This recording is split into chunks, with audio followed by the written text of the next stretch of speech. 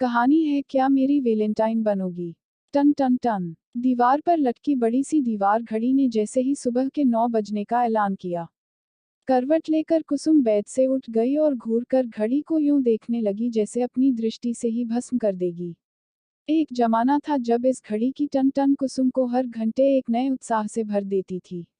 ये घड़ी उसके पति केवलचंद विवाह की प्रथम वर्षगांठ पर लाए थे, और तब से पूरे 25 सालों से ये घड़ी बिना रुके बिना थके कुसुम को वक्त का एहसास करा रही है। कुसुम कुछ पलों के लिए मधुर स्मृतियों में खो गई। ओह, कितने मधुर सुखद थे वो दिन, जब वो दोनों बस प्रेम की तरंगों में बहते रहते। कितनी सीमित आय थी तब केवलचंद जी की, पर कभी वो प्रेम में आड़े न आई। रोज दफ्तर से आते समय वे कुसुम के लिए गजरा लाना न भूलते थे, और अपने हाथों से जब वो कुसुम के बालों में गजरा लगाते तो कुसुम शर्म और प्यार से उनकी बाहों में खो जाती।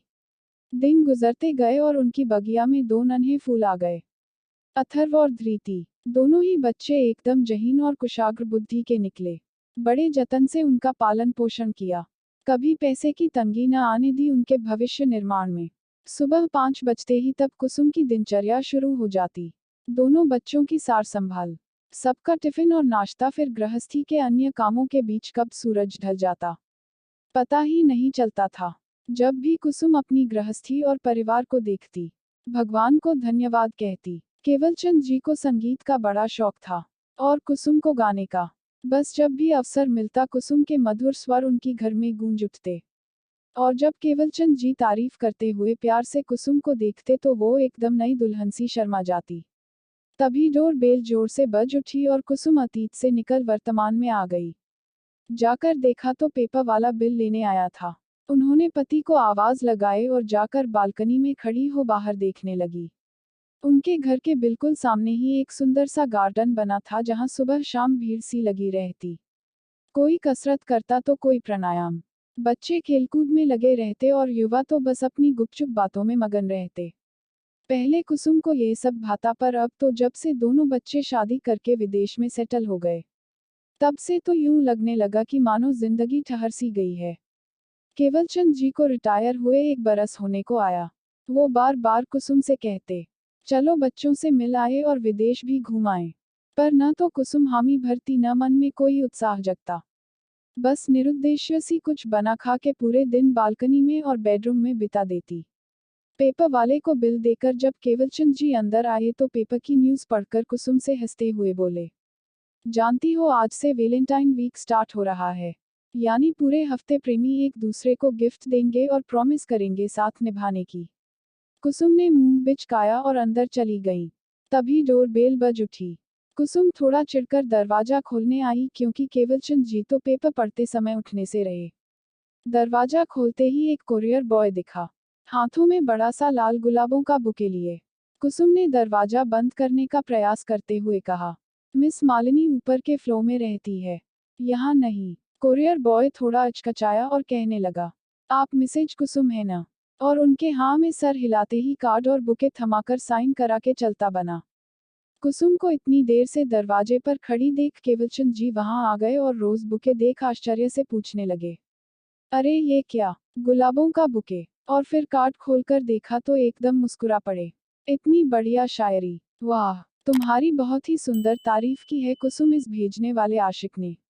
वाह। कुसुम फिर एकदम चिढ़कर अंदर चली गई और सोचने लगी कि इतना खर्च कर कौन उसे तोहफा भेज रहा है, कहीं बेटी तो नहीं। पर उसे कहाँ फुर्सत अब इन सब के लिए।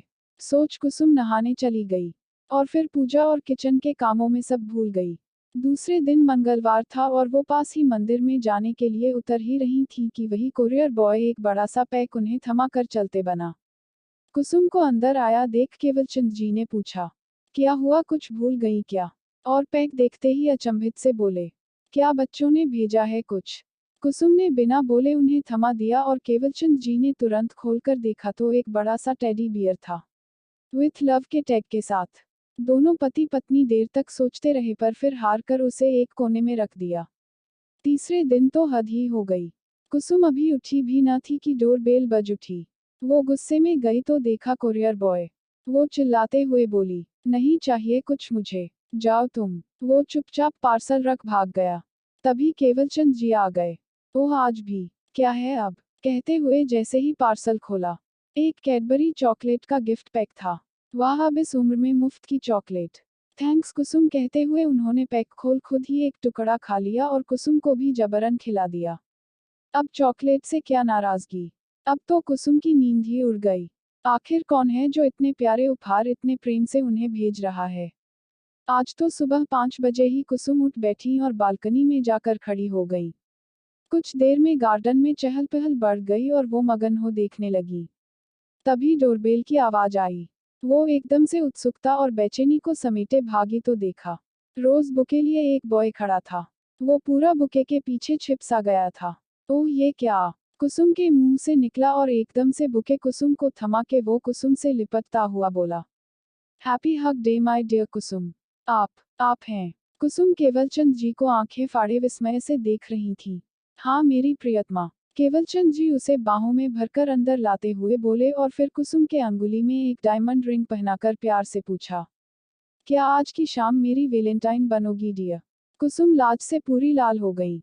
उन्होंने सिर हिलाकर हामी भरी और केवलचंद जी के सीने से लग गई। प्यार का नया राग पूरे घर में गूंज उठा। ऐसी ही अच्छी कहानी देखने के लिए इस कार्ड पर क्लिक कीजिए। प्लीज़ लाइक और कमेंट करें और चैनल को सब्सक्राइब करें।